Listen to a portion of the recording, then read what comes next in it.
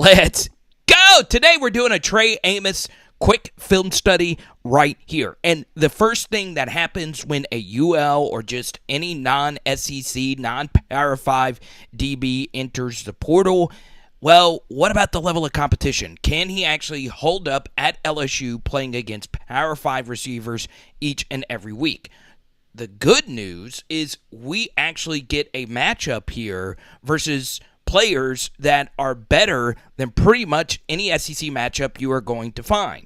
Number one is Dell, a wide receiver that Houston traded up to draft, and the quarterback here is Clayton, who was also drafted. So this is as good, if not better, than any wide receiver quarterback matchup you are going to see next year, okay? So the first thing is Dell is known for his route running. A little stutter step has obviously him not phased at all. Trey Amos right here staying in phase with this DB, okay? So we pick it up from this other angle.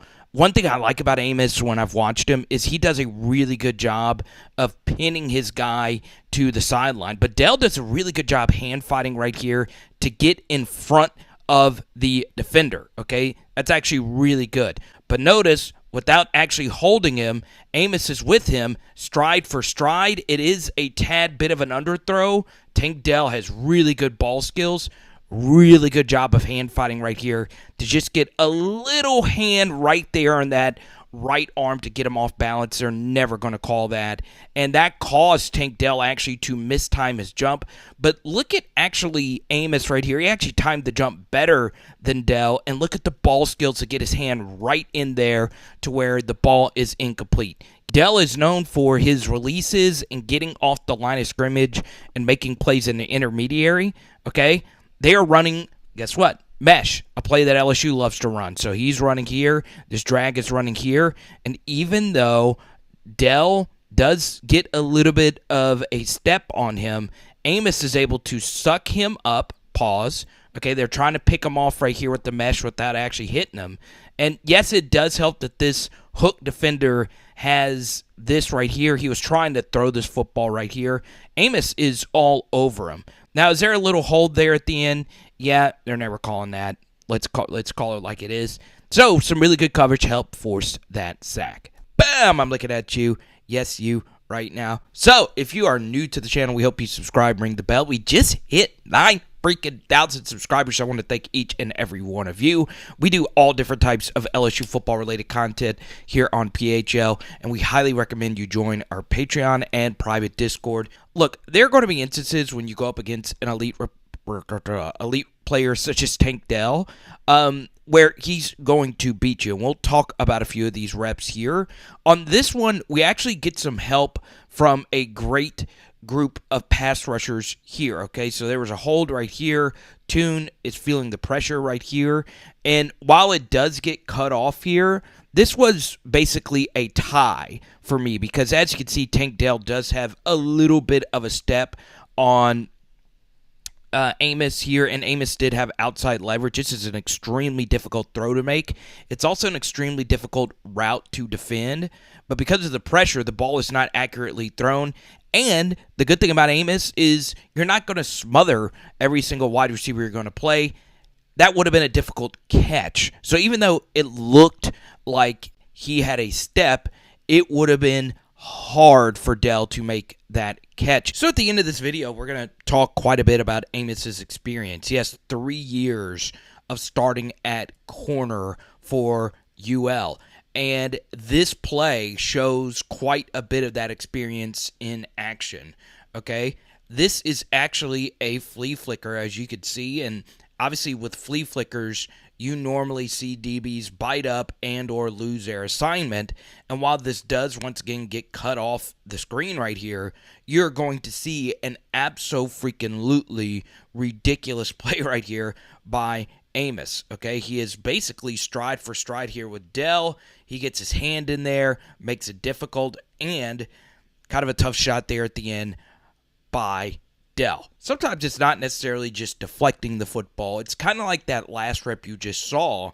Make it difficult on the opponent to actually make the catch. And before we see this other angle, I want to tie in the LSU spring game. The biggest concern, once again, you don't want to take too much away from a spring game, but the issues for me with the corners that LSU currently has is that they did not do a good job of making it difficult on the opposing wide receivers to make plays. So right here, as you can see, Tank Dell is selling that this is just a simple run, but look at this. Amos does a good job of not just biting in to help on the run. He obviously stands back, and he is waiting for Dell to make this move on the flea flicker. And immediately you see him step in, and he's starting to go in for the run. And then, look, he immediately sees that Dell is running a flea flicker, and he's going, and he looks to see if he has safety help over the top. This safety actually bit in on the run, and now Dell has all this space to run into, okay? But look at this closing speed to stick with them. Something else I really like, Amos stays calm. You notice his body isn't just wiggling all over the place. One of the toughest things to do as a corner is keeping your body still and steady, and look at those eyes looking back at the football and locating it. He is not panicking at all. He's able to locate the receiver. Once again, they are never calling PI right there. And he honestly pushes or just knocks him off balance enough for him to not be able to adjust to this ball. And even though, once again, he doesn't get a clean deflection on it, because he affected Dell's body position and was able to essentially just make life difficult, Dell just totally misjudges it altogether, and it looks like there was a slight deflection. Did he tip this? Let's see. No, I don't think so. He might have gotten a slight piece of it. Alrighty, sometimes when you go up against a good play caller, a good quarterback, and you get some bad luck, you get beat really freaking badly, and you do here. Now, if you're an offensive nerd like me, I love this play. We did a lot of this last year. 13 personnel. Sometimes we did 14 personnel. We bring in 2 extra tight ends. Houston does. And they had started running the football down their throats. There was a face mask penalty that extended that same drive. So it's the same drive from the play you just saw. And it gets cut off here. You'll get a better angle. Tank Dell just destroys Amos right here. You could see it barely. Once again, you'll get a better angle. And this was an RPO pull read basically all the way. And because he got beat so badly, as you'll see, the protection actually broke down. And he still, Toon, was able to throw this football. Great throw over the top. Now, this looks really badly. There's not a whole lot of guys in the SEC that can run a route at the red zone. This is what Dell is known for, okay?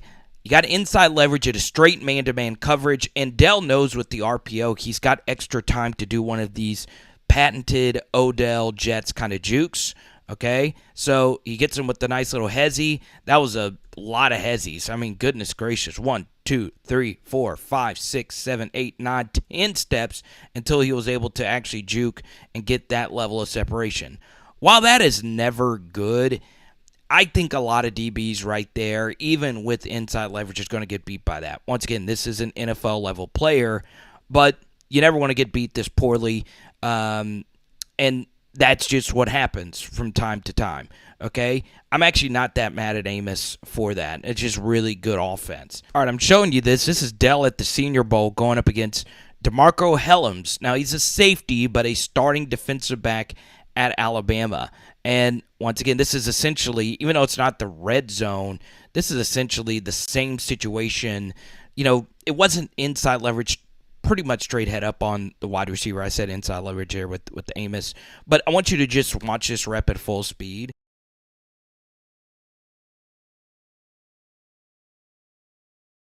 So it's always dangerous just to base any evaluation off of one matchup. So let's actually go to a game where if Amos were to come over, he would play in. Obviously versus Florida State in the season opener, I think he would like some revenge just like us. And here he is at the top of the screen. I actually do think 5 right here is actually blocking. And this is a design slip to Toafili, the running back right here. And obviously UL does a good job defending it. And even if that's the case, the coverage is just really good here. I do think he was blocking all the way. He's not even trying to go catch the football, but he should. Still good stuff, and this throw by Jordan Travis to his left is just absolutely insane. But the good thing is, if you do bring Amos over, he's played Florida State, and that familiarity is only a plus. So then we get into the tackling aspect of his game. It's actually pretty good. Now, he's not going to come in like a heat-seeking missile like a Devon Witherspoon, but you see him come off the edge here on a corner blitz and make this play behind the line of scrimmage. It's a relatively simple play, but I do want to show you that his tackling grade was actually pretty good per Pro Football Focus. And you'll see it here in just a second, but just a replay of the play that you just saw made. Overall, Pro Football Focus views Amos favorably. It just depends on how you want to actually put the data up. Now, in 2021, which was his second year, he did not give up a touchdown in coverage, which is really impressive. And then, of course, you see the tackling grade. These are from various reports citing PFF data. And also something else is, yes, it doesn't look like he is the absolute best corner, but the games that I watch were the ones towards the end of the season, which I do hold a little extra weight. That's when you are at your absolute best. And the Troy game, the Florida State game, and obviously the Houston game that you just saw, going up against really good wide receivers, experienced wide receivers, pretty decent QBs, it looked good. Boom! I'm looking at you. Yes, you right now. So before I show you this absolutely ridiculous rep with the game on the line, boom, I want to show you this stat. Now, this is just the class of 2020 recruits. So guys coming up on year 4 of their careers. This would be, if Amos were to commit to LSU, the 6th Louisiana player to come back to LSU. Now, that doesn't include a guy like Jarek Bernard Converse, who wasn't in the 2020 class, but it goes to show you how many players want to come back and still play for the Dream School. So, 1 minute left to go in the game, tied 17-17. UL blew a 17-0 lead. So, they're going to one of their more experienced weapons right here. I forgot his name. It gets cut off here with this graphic, but I want you to see he pins him to the sideline and is just dominating this guy. And look at where the throw was. A really accurate back shoulder throw. He is still able, with this ball skills, to get his hand right in there and bat that football away. That is abso-freaking-lutely ridiculous.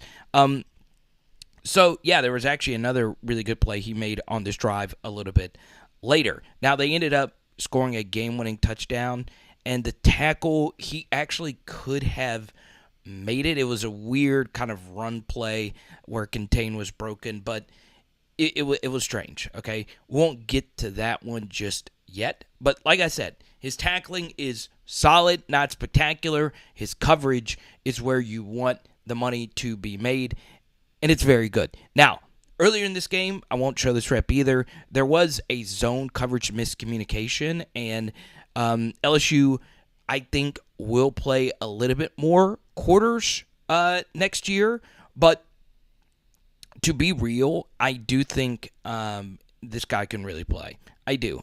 Just simply spoken here. He's just a very solid player. There's a reason why Alabama and basically everybody freaking wants him. About the corner room, I do think Deuce Chestnut's going to come in and settle some things down, and obviously it was very promising to see what Terrence Welsh was able to do.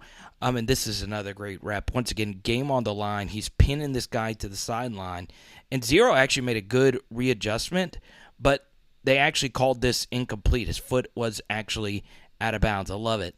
So I hope you enjoyed this video today, and floating in your face, we have some extra fun content. Our Patrick Queen interview will be there. Make sure you go check it out. He had a lot of fun things to say about a few plays from that 2019 season. So, yeah, let's do it. Let's go. It is Power Hour LSU, baby. Bam! And tonight, it's ribeye night 2. Let's go.